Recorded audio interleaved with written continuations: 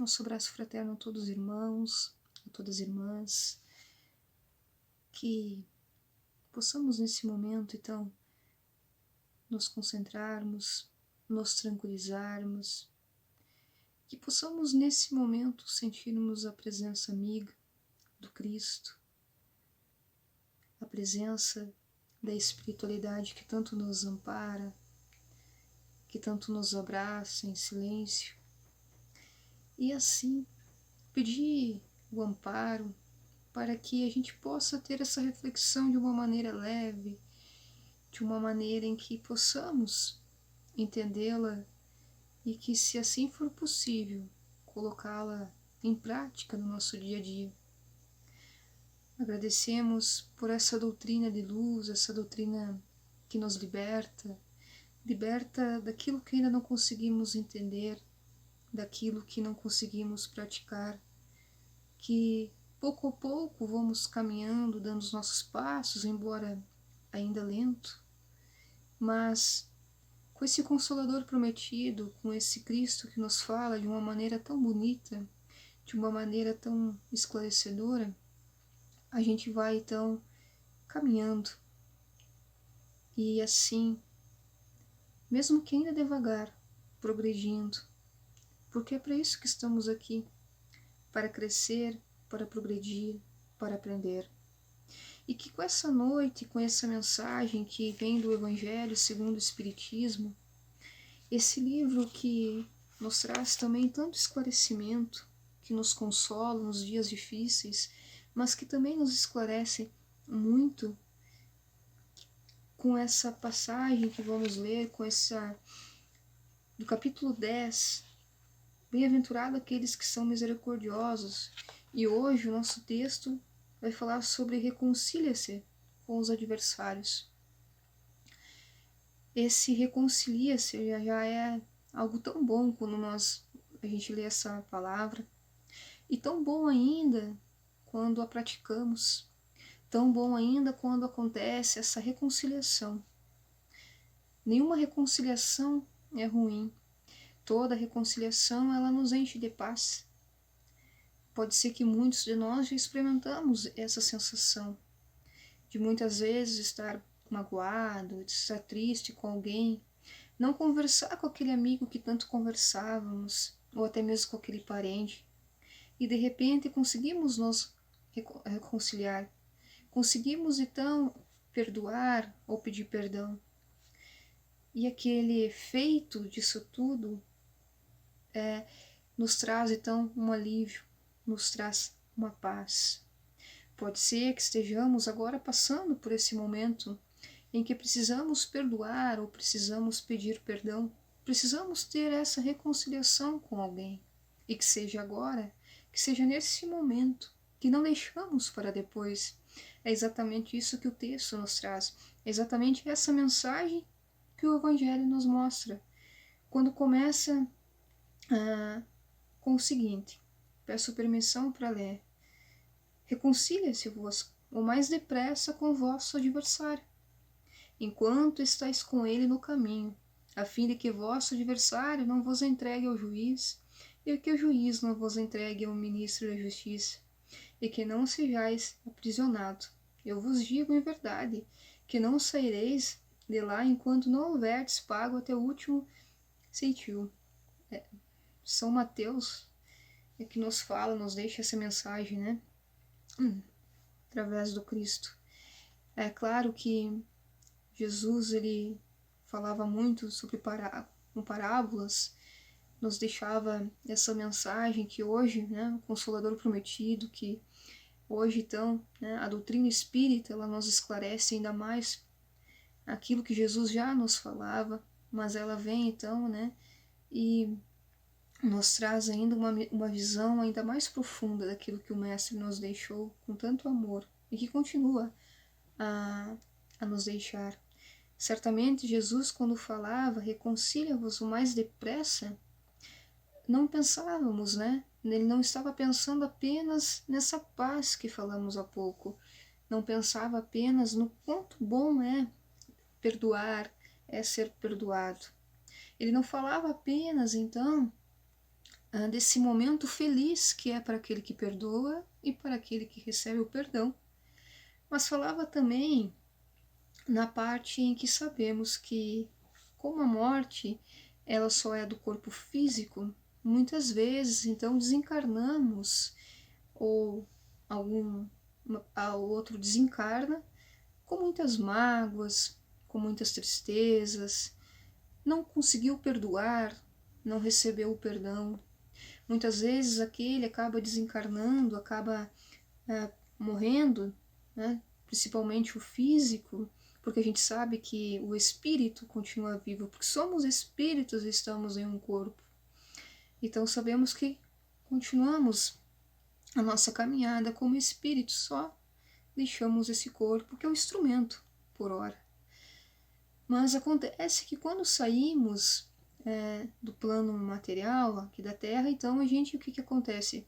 Continua as mesmas sensações, continuam os mesmos sentimentos, aquilo que estávamos sentindo na Terra.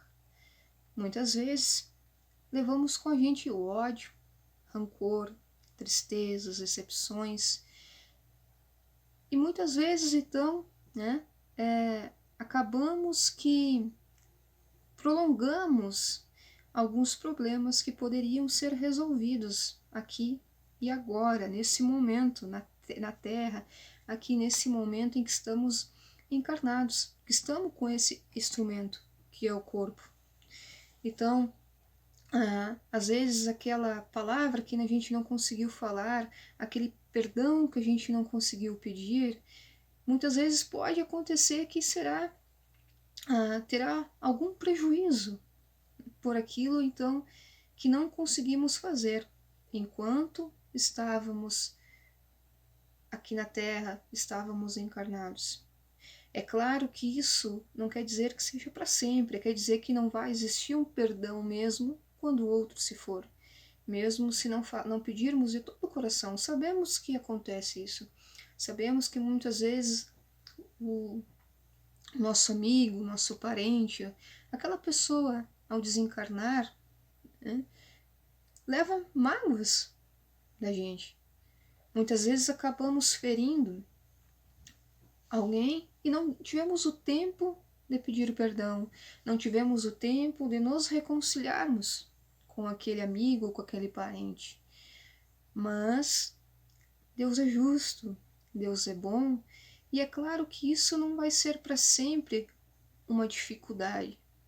Se não tivermos tempo para isso, em algum momento, até mesmo em uma oração, até mesmo na casa espírita, quando pensamos nessa pessoa, até mesmo, principalmente na oração, podemos sim ainda pedir o perdão, podemos sim perdoar aquele que se foi, mas o ideal, o principal seria fazer agora, reconciliar-nos, né, com os nossos adversários.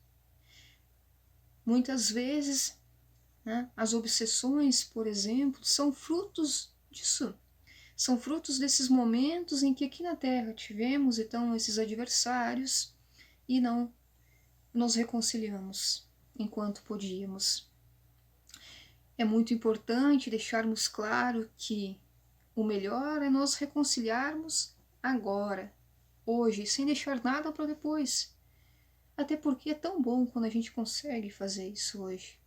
Quando a gente não deixa isso, não deixa que a gente não vá para outro lugar.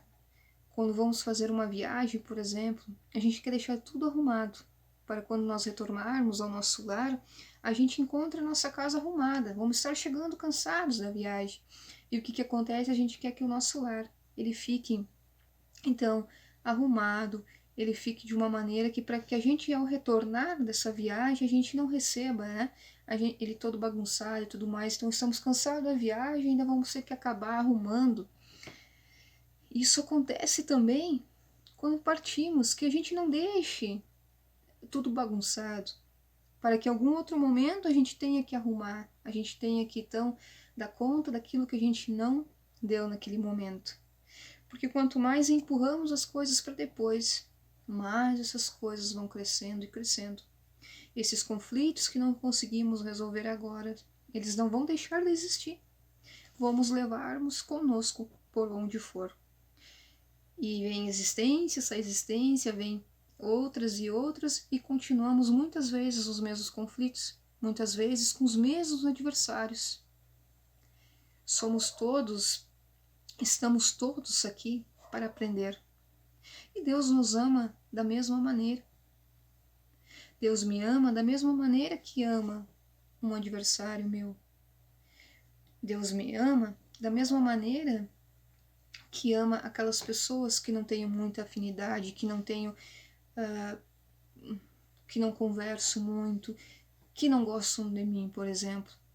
Deus ama da mesma maneira. Deus nos ama igual.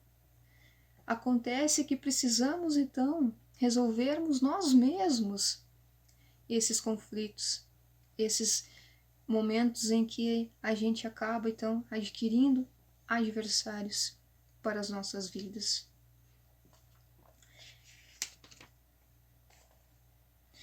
Como nos diz o texto, é preciso ver nesse fato a causa da maioria dos casos de obsessão, como falávamos agora há pouco.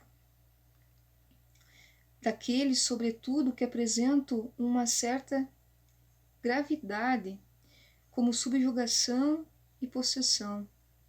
O obsediado e o possesso são, pois, quase sempre vítimas de uma vingança anterior, a qual provavelmente deram lugar pela sua conduta. E percebemos, então, que Deus permite que nos chegue a essas situações, né? Que aquele inimigo ou que aquele adversário nos reencontre agora, para que a gente possa, então, nos reconciliarmos também, para que a gente possa, não como um castigo, porque sabemos que não existe o castigo, mas existe uma oportunidade de fazermos diferente, exatamente isso.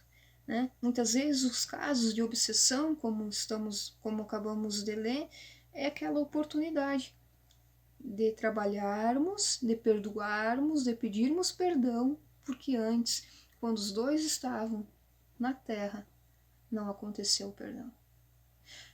Lembrando, todo momento é momento de perdoar.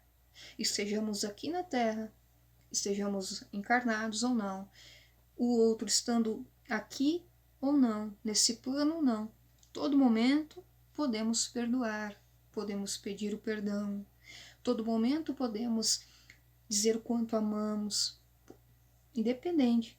O que o texto nos fala, o que a mensagem vem nos trazer é o quê?